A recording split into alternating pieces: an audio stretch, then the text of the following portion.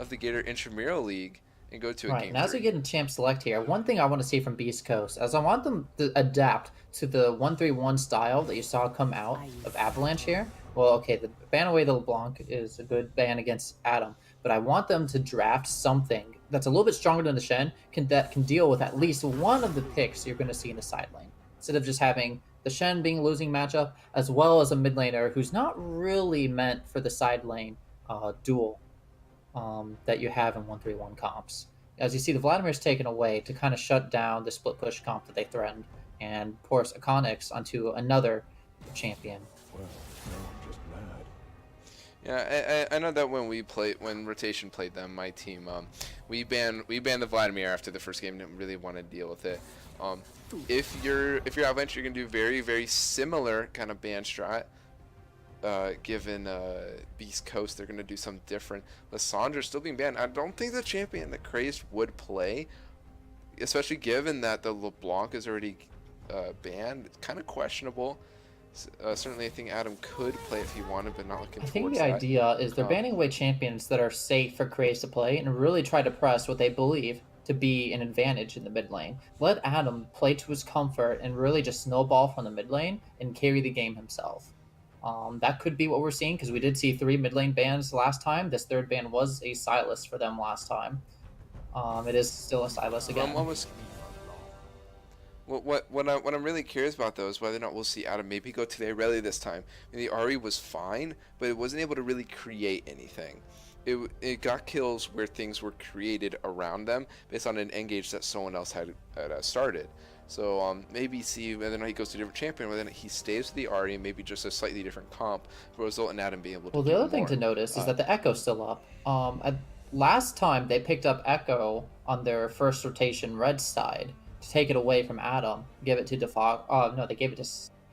I said that completely wrong. They gave it to Salamander, man. Never mind. I don't know what I'm talking about. But Ekko here could be a contested pick as well. Maybe they'd give that to Adddamm, give him some more comfort and reliability for him in the mid lane. It's going to be a Lucian first picked there for Akahnix. Probably go towards Nico there in the bottom lane. Shen is going to be a pick yet again for Vaesz. Something safe. Right. It's not very likely this gets flexed down to support. I believe Vaesz is more known for his Shen. Yeah. Very well known for it. And you know, with the Vladimir gone, and one fewer matchup, that's a little bit more of a headache to deal with. We'll see how this plays out, because So Akahnix has more mages in his top lane pool that can do basically what the Vladimir did, and do it again here in game 2. Salamander man, last pick goes with the Nunu. This is interesting. That's not a champion I normally would associate with Salamander man, but we're about to see if he can do it.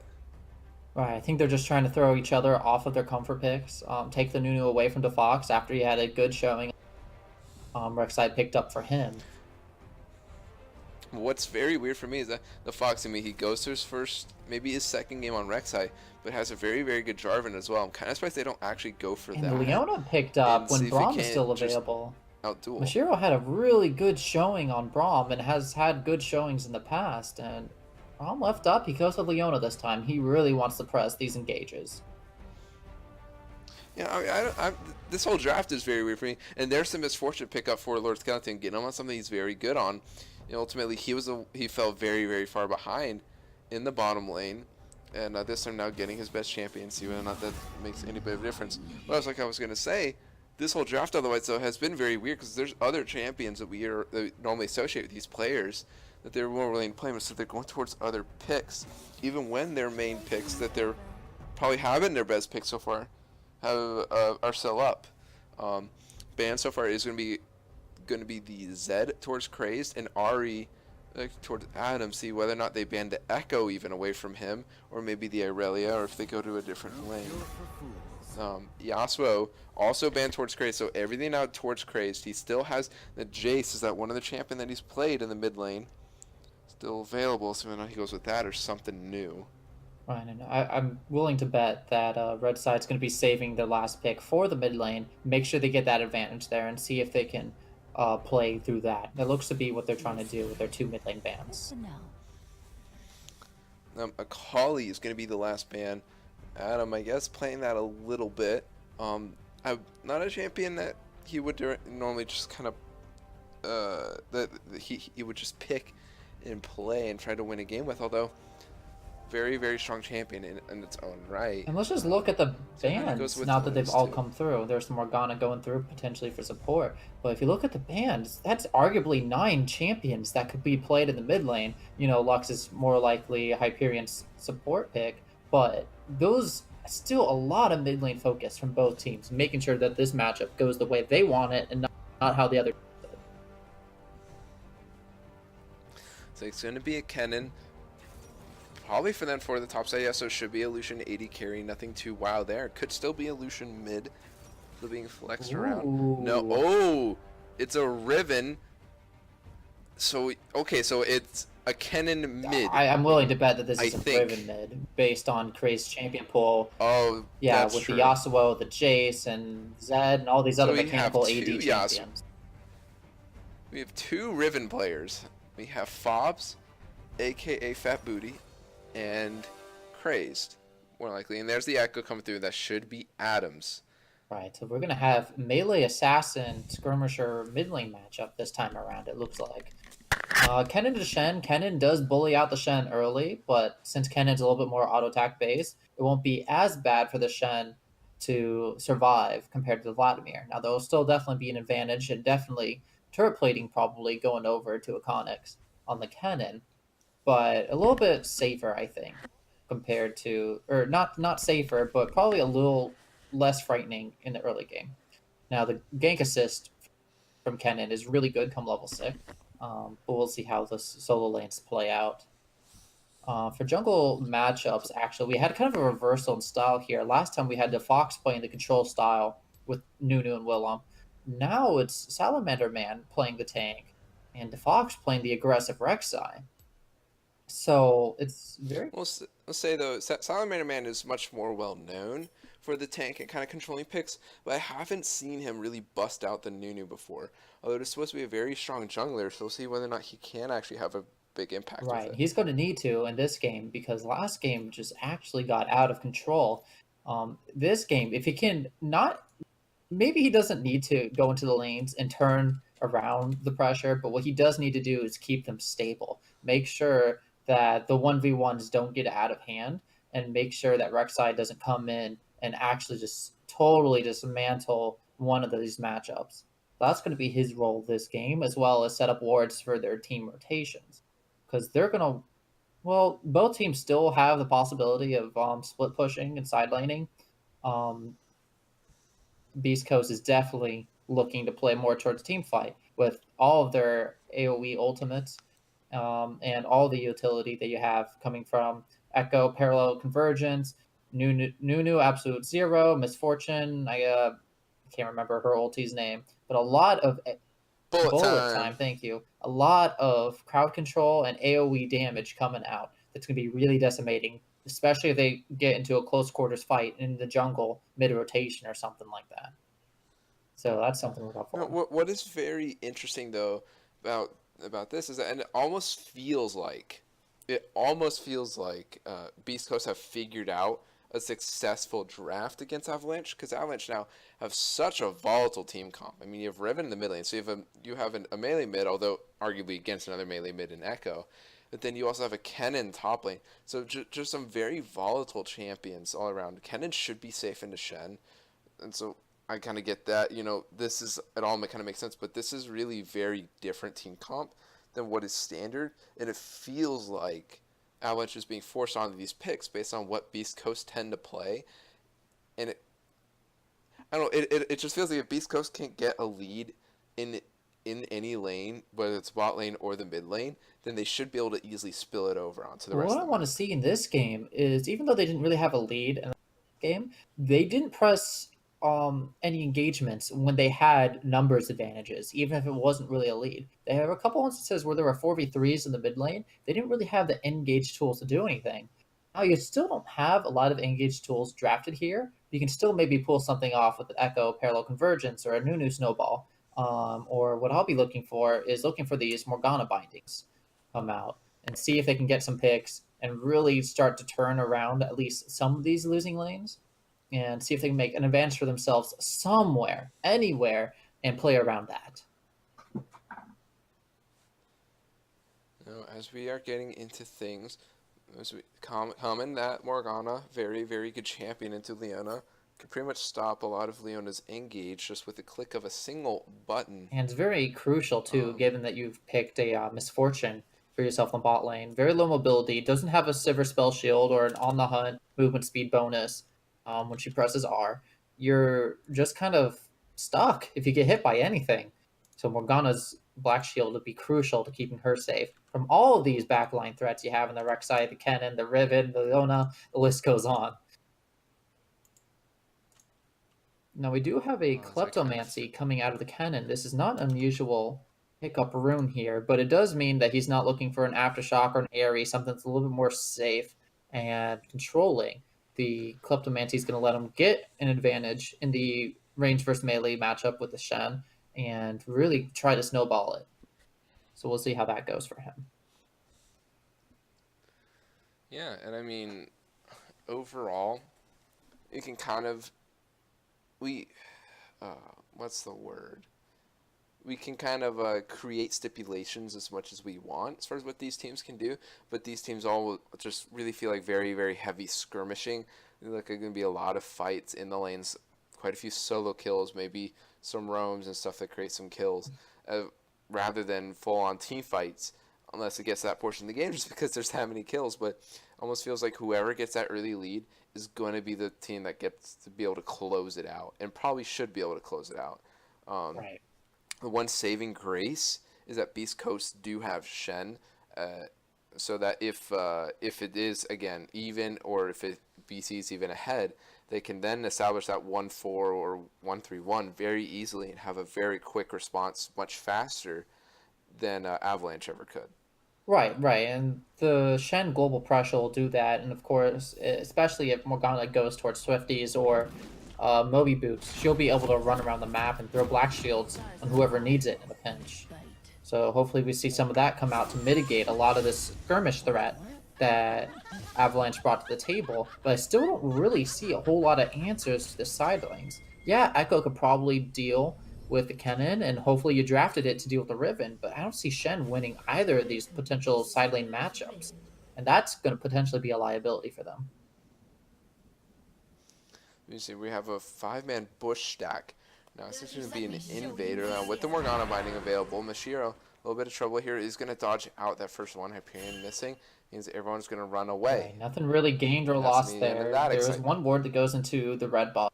So they're going to eventually get a timer on the Rek'Sai, figure out where DeFox is going, what his pathing is going to be, and try to predict when he's going to go gank. Because what you do need to do, you usually want that red buff before you go for your first gank. So that's what that ward's going to try to do, assuming he's down there in the next 30 to 40 seconds, whenever that time's out. Well, it seems like the Fox spotted. Lucian hasn't been spotted. It will be pretty obvious. And we got a pause here. Is there a pause? Oh, there we go.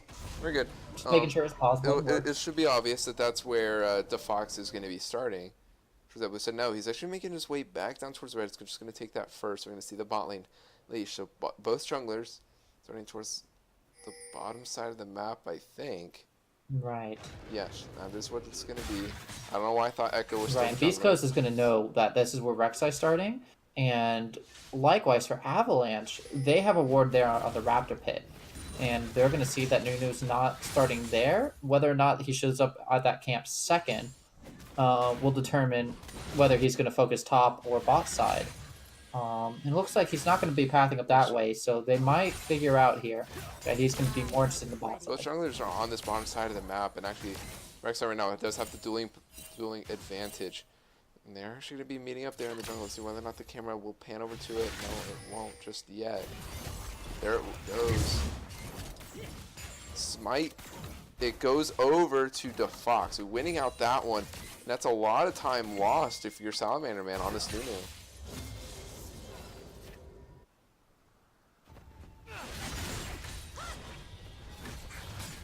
Alright, Nunu's here.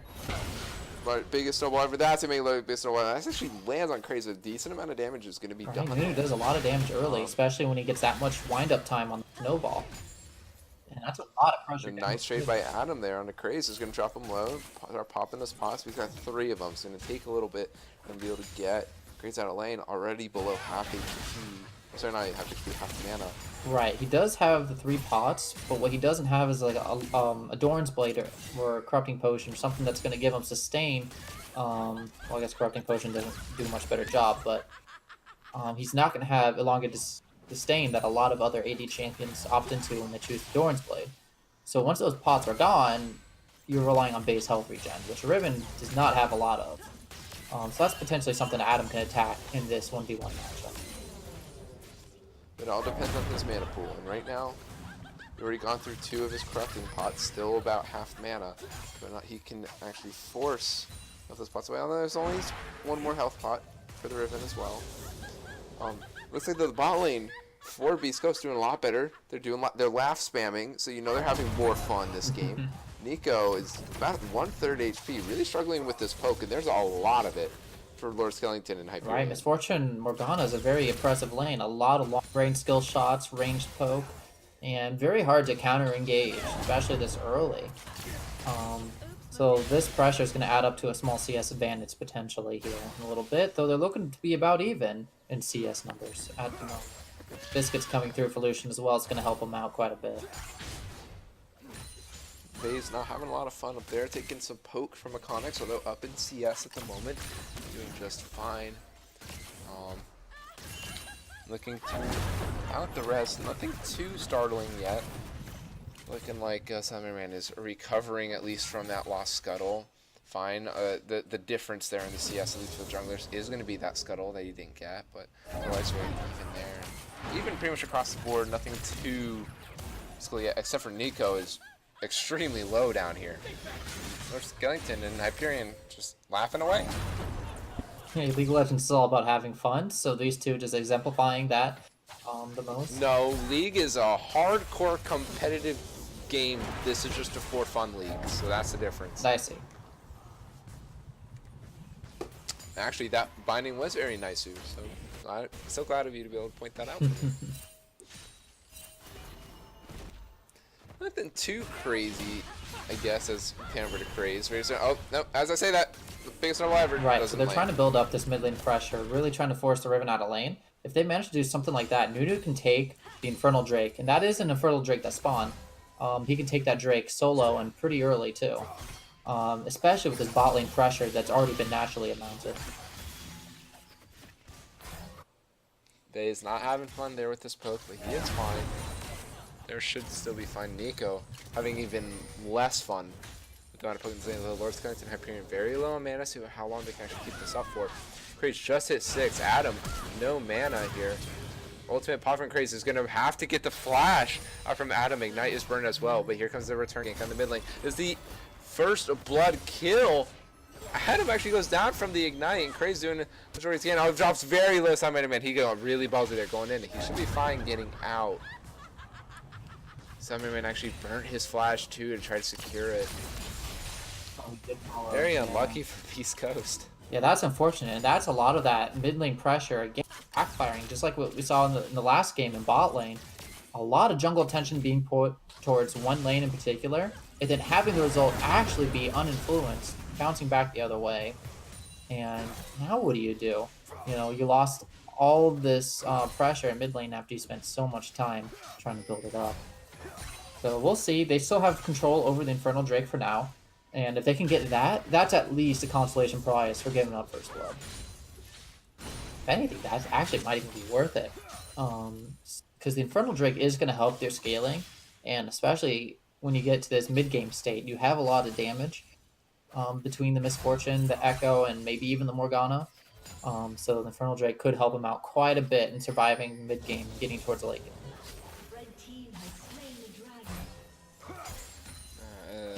Looks like it's the Infernal Drake that does get picked up for Beast Coast anyways. So despite that loss of pressure mid, they're going to get it due to the amount of pressure they have in bot lane. See whether or not that little bit of extra damage would have meant the 20 HP difference Cräzëd living in the future. Top lane, standard stuff. Kennen shoving, nothing too As a top laner, Kennen is one of the most infuriating champs to lane against. He has so much range, and if you ever try to do anything to him, he just presses Lightning Rush and gets away. There's not a whole lot you can do about it. I will say, I will say that too, Cräzëd is doing a lot of poke damage right now to Adddamm now with this 1 kill and about 10 to 13 CS advantage that he has over on the Riven's. Already starting to hurt, especially with the Conqueror.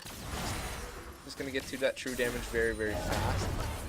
And I think now it's down to Beast Coast trying to get their bot lane ahead to do something. Right now it doesn't seem like you're going to win that mid. Riven now very safe with a big shield, as well as the current lead she has. Can easily 1v2 a Nunu and an Ekko. I think now you kind of have to look towards that bottom side of the map because you're not going to win top. Right, top lane, you just want that to stay stable and even. And right now, the 10 CS deficit's really, honestly, kind of a good thing for the Shen. It's not a place you want to be in, but you know you haven't given up any kills and you haven't given up too much on your turret, so that's a-okay. This is going to be the ult from Mashiro Nanami to try to stop this game. There's a lot of summoners being blown, but that's the largest snowball ever on top of the bullet time. Somehow, though, Salamander Man is going to pick up the kill. There's actually a TP behind him. It's not really seen. Akahnix has it. It's going to be a respawn ult from the Nunu, but that's like not a lot of damage at all from Akahnix, and that is not a play they actually wanted to make, to burn the TP and then give up another kill. That kill will also go to Salamander Man. Not really good taking those away from the MF. But either way, it's 2 kills converted for Beast Coast, and they're within 7 Right, and this is exactly the opening that Beast Coast is looking for. This will let them get a lot of damage on the turret and get a lot of gold and pressure back that they can then use towards the mid game. So it does actually look like dive. This is a very, very tanky Nunu, and it will actually live as well as get the ignite through it. Half HP. LordSkellington is going to pick up that kill with the MF, so it's actually 3 kills to 0, as well as right now 3 turret platings going down, and that's a huge gold swing, and Beast Coast all of a sudden have the gold lead.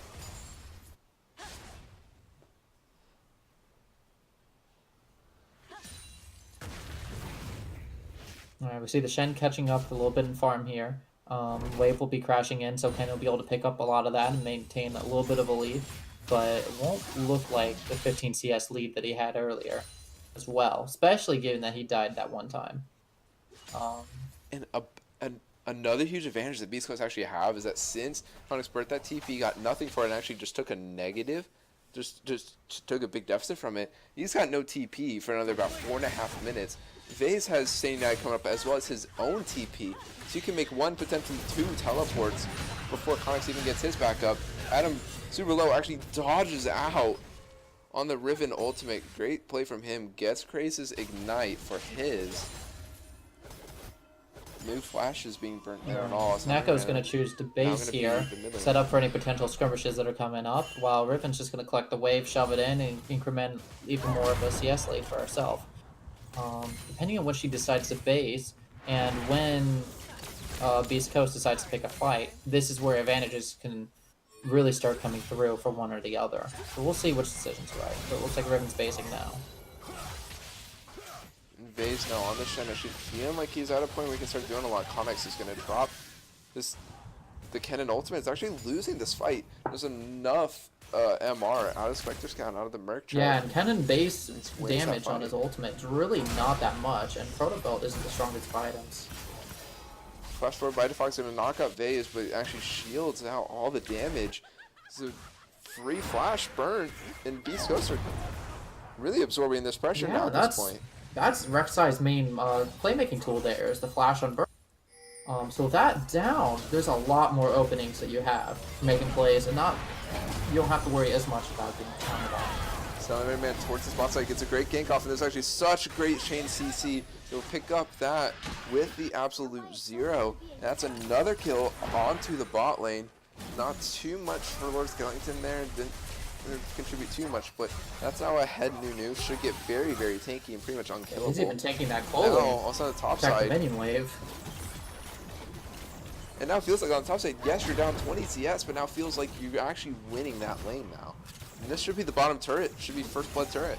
All right, and this is big. This is the what we were talking about between games, where we said we want to see Coast get an advantage somewhere and then press that. Well, now they have an advantage in the bot lane, multiple kills and assists, kill participation in the bot lane, and turret advantage as well as it looks like 2 Infernal Drakes potentially. Yeah.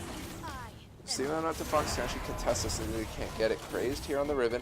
Zooming down, he is ahead of Salamander. Not Salamander, Adddamm, who's on the Ekko. Crazed is down here first. Play does miss out. Pierce Defox going in. So Salamander Man, he's Good job, really low. Actually going to go down. No, ignite, and that is actually Stand United being burnt as well. That's a 1-for-1. The Fox really low as well. He'll probably go down. Yeah, there's LordSkellington. He's going to drop super low and actually die to Cräzëd. Cräzëd is going to dodge down to the Hyperion's Dark Binding, and he'll go down. She'll go down as well. That's a double kill for Cräzëd, and that is a 3-for-2 in favor of Avalanche. But the Infernal Drake does also go over.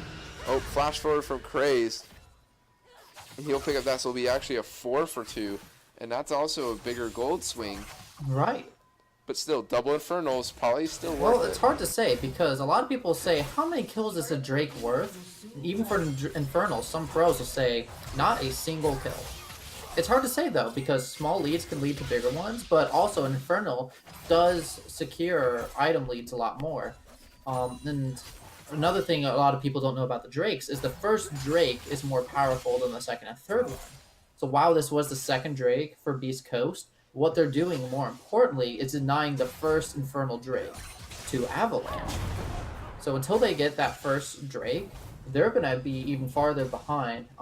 At least it'll feel that way. So maybe the 2 extra kills given up will be worth it.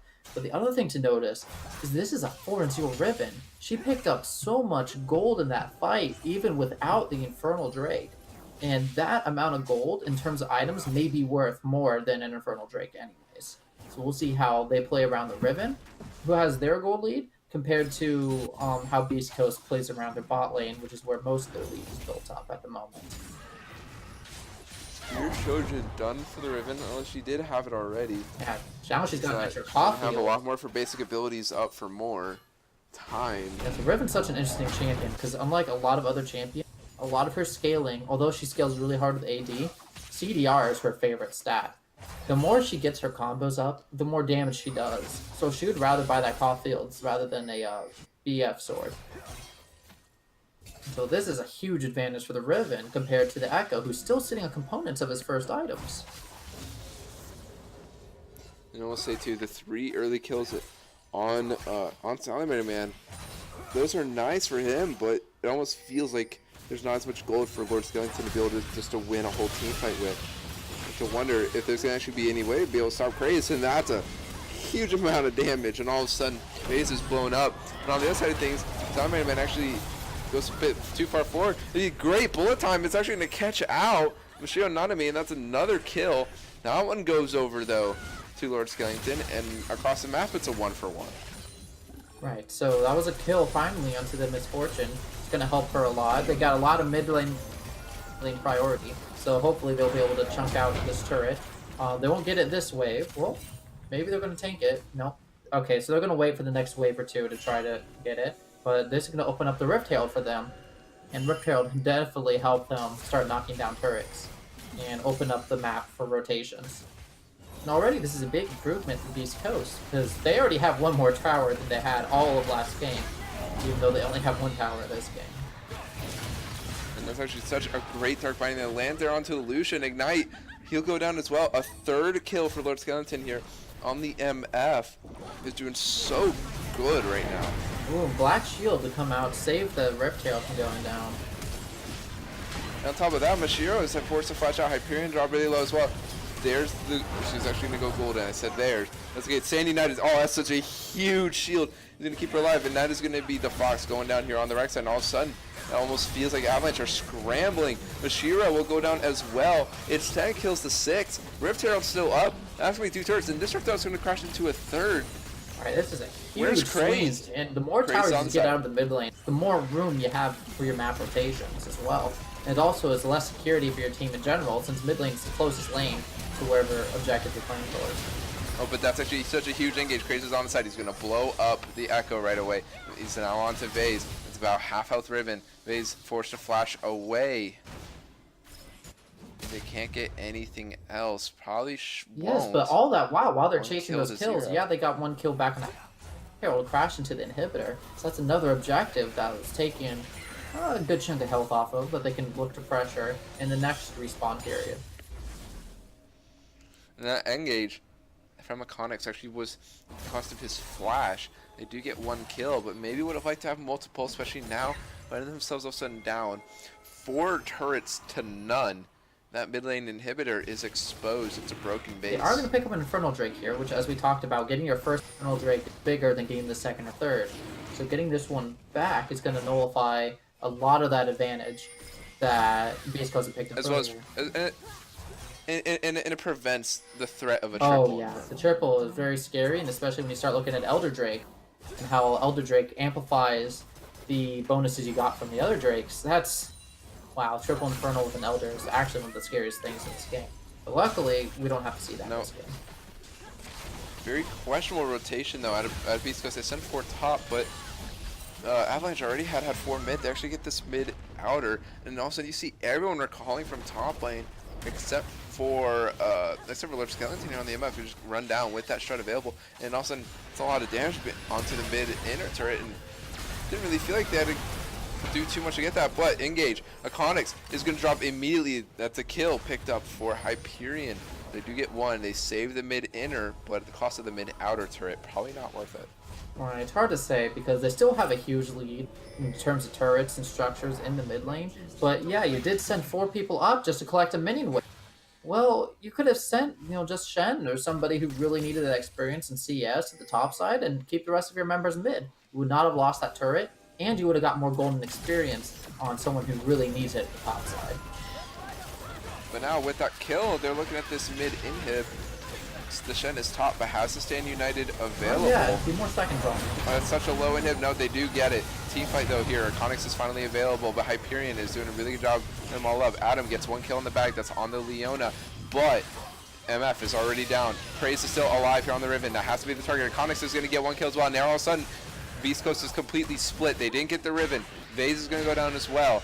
Adddamm will surely follow, and that is a quick 4-for-0 for just an inhib, and Baron's up in 10 seconds. Right, so this was an overreach with inhib. Yes, you want that down, like pressure, especially with the Baron spawning up, but you took this fight when Stand United was still about 5 seconds on cooldown, and it only took those 5 seconds plus I think another like 4 seconds of channeling time for Avalanche to win that team fight, and now they're the ones with the first grab at the Baron.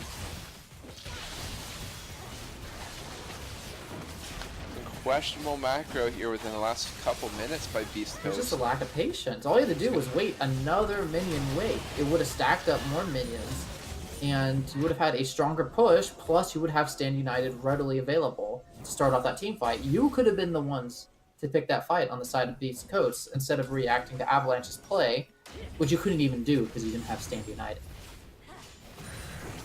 We'll see what Avalanche can do with the Baron power play. Even though they're losing, they do manage to grab that.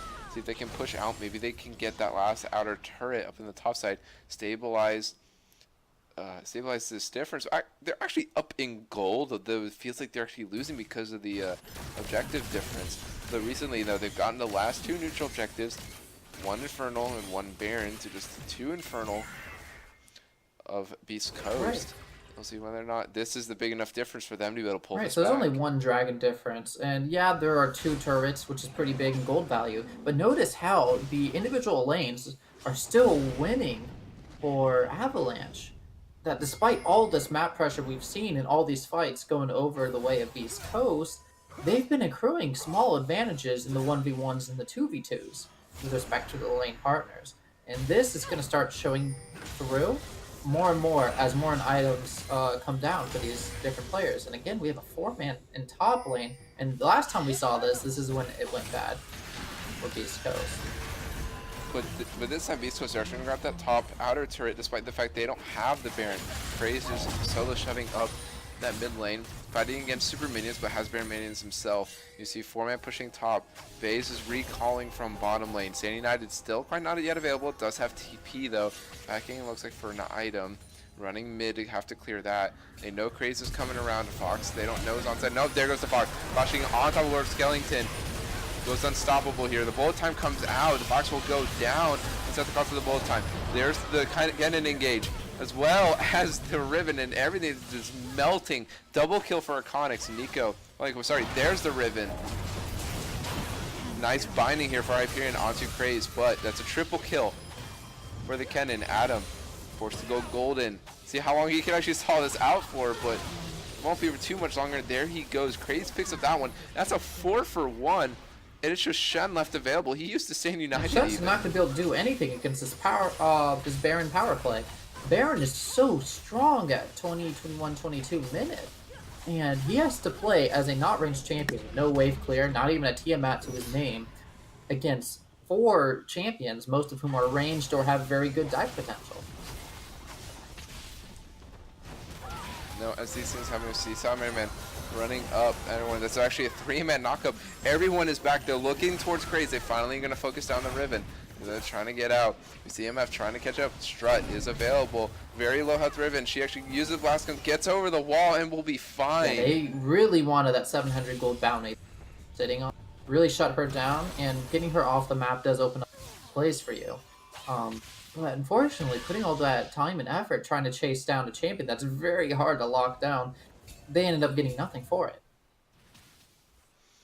But it is actually going to be, it looks like a mountain available. So they're probably just going to pick that up to make sure that at least for now, it'll be Avalanche that doesn't get one. Right, and it was kind of a happy accident, I think. Because they pressed top lane, because Avalanche pressed top lane into the tower, that's bouncing back. Bot lane was slow pushing back anyways, so that's why they were unable to contest this Drake, other than the fact that Riven had to base anyways.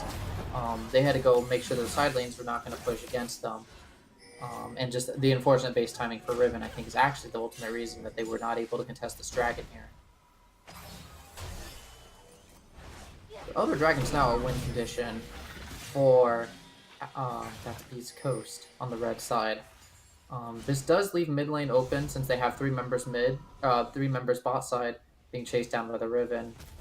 Lucian almost got some alone time on the tower, but some minion damage at least will get put on it. The mid lane tower does go down. That's going to be the mid lane tower for them. Baron is no longer available. The Cräzëd is doing a lot of work 1v2ing down here on the bottom lane. Looks like that's probably going to be the next focus, is that last inner turret before they have to crack the base. They're up 6k gold lead after just felt like Beast Coast having that lead. It's just gone all of a sudden. Right, and what's important to note is that a lot of this gold is on their damage dealers and they're fighting for Avalanche, whereas a lot of this gold is still sitting on Nunu. Great, so he says finally gonna get locked up. Only drops about 2/3 HP. Bolt time comes out. Fox will just tunnel away. He's only half HP. The main source of damage is gone. That's actually a low Rek'sai though, and will go down. It is going to be the MF that picks that one. Salamander though, he's having to run away. The Riven is going to get 1. It's going to go down though. He does get 2 before he drops, and it is still the MF who's still alive, still trying to do a little bit of damage.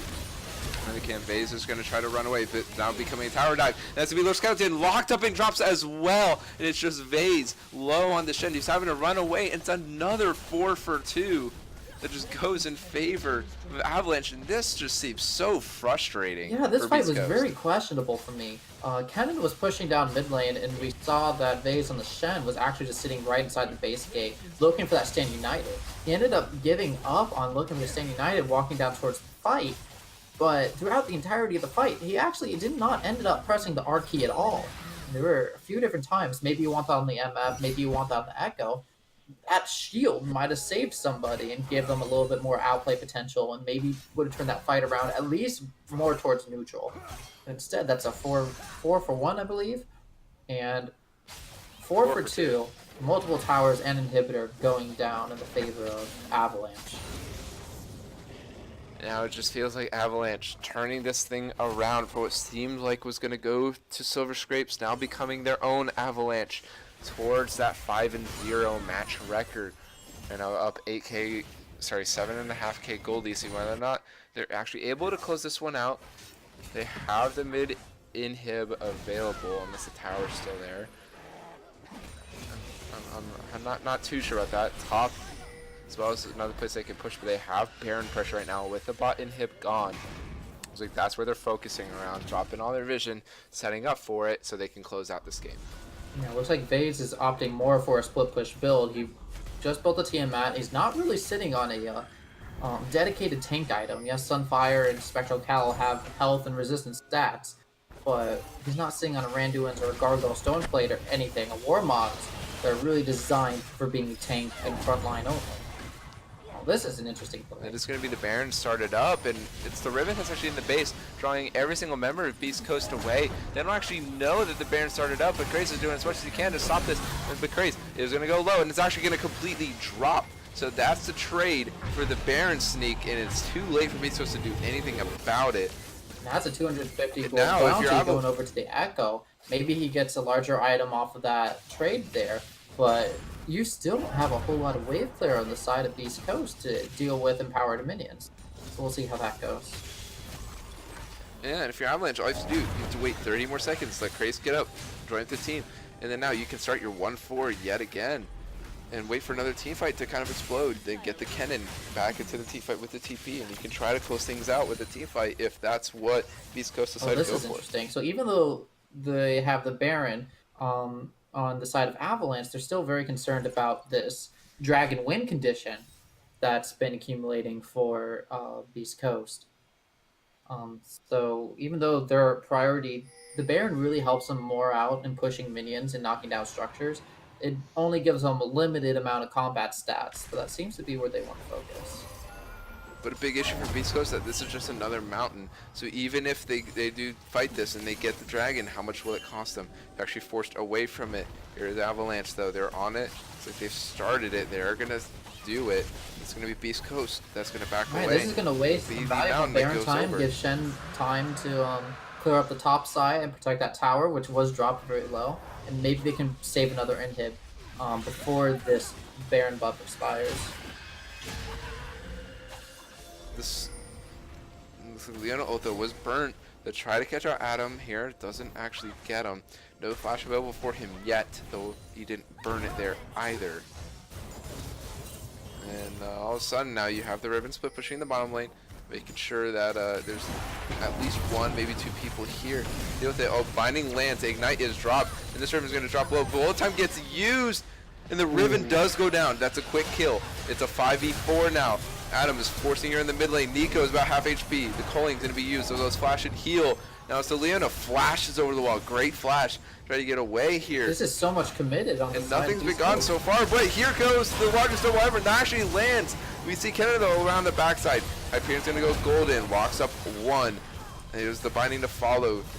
And now Kennen's going to go golden. But Vaesz is trying to do something, but no. Nico gets the one kill, and he's still running away. Vaesz will pick it up though. But as it said, it's a return kill. There's just a three-sided fight. Looks like something goes down as well as Hyperion. And next thing you know, it's a 3v1. And somehow, yet again, it's a 4v2. Sorry, 4-for-2 T-fight that goes in favor of Avalanche. It looks like they're going to try to close this one out now. 31 minutes in. This fight went so awry. After they caught out the Riven, it looked like a 4v5 and an easy East Coast. They burnt, I think, nearly all their ultimates trying to get him. So many cooldowns burnt there they didn't have for the team fight. And by the time Kennen joined them from from top lane, down in the jungle there by the Raptor Pit, he was able to split up the fight with a well-placed slicing Maelstrom.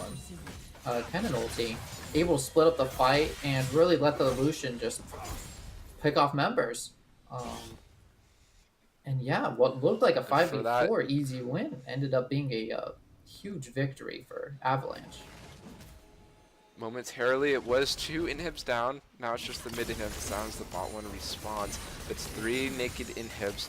I think just 1 Nexus tower because of the amount of minutes. Oh, Cräzëd flashes forward, and that's going to be a dead misfortune. And that's a quick kill. 5v4 for another 40 minutes. Cräzëd, though, he keeps going forward. He's got a crazed look in his eyes as he eyes this 5-0 match score. Right there. Won't end it right now, but as of right now, it looks like they're all kind of pushing in. This is going to be a top inhib, so they can get these minions in.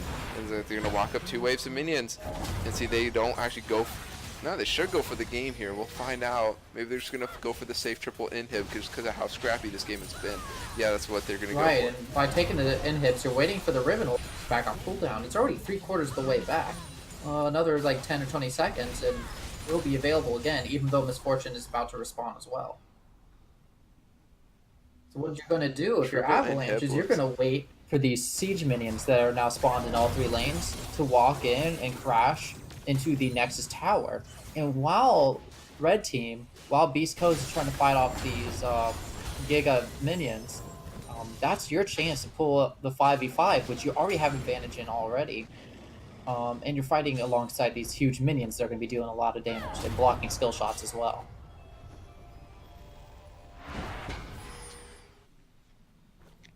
So right now, it's just kind of turtle time for Beast Coast. They got one last fight in them before this thing is decided. Cräzëd, very, very fed Riven right now. Akahnix all of a sudden dealing a lot of damage here with the Kennen ultimates. The Fox very safe here with the Rek'sai, although does not have a GA available for the next fight. Nico playing the Lucian, very safe, kind of just skirting around the fight, doing as much damage as he can to whoever is diving him. Which has usually been Adddamm, who's largely been unsuccessful this game on the Ekko pick. Probably more so due to the Riven in the mid lane. Right, no. Cräzëd on this Riven has been an absolute monster. 4 items to his name as opposed to the Ekko counterpart, which only has 2. That's a huge advantage in just a 1v1. Of course, this game is not a 1v1, but really there's no one else besides the Kennen also on Team Avalanche who has 4 items and really is worth that much gold and has that much damage to his name. The Baron will be started up finally for Avalanche. Cräzëd is in the base, making sure that no one actually is able to go and respond. Some of the champions, looks like they have 4 converting those. Another large double ever that lands, and all of a sudden Cräzëd gets blown up yet again. I think a little bit more than he can shoot, although he is just meant there to be distraction.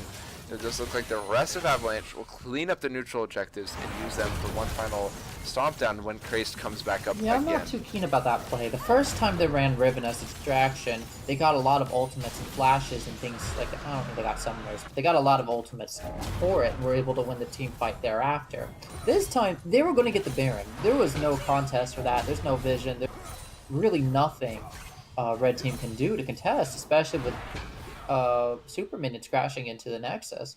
But they decided to throw the Riven over there anyways. You know, add some pressure, that's fine, but your goal as Riven, as a split pusher, should be don't die so you can have the Baron buff. And now you have that much more pressure once the Baron buff goes down and your team regroups. As we kind of look through things now, see Cräzëd is now responding here with the Riven. Should be a 5-man march down, although looks like some of Avalanche getting a little bit ahead of themselves. At 35.5 minutes, at some point one of these inhibs is going to come back. It should be the mid inhib whenever it does, unless they already got that. But Baron double super minions in the base right now.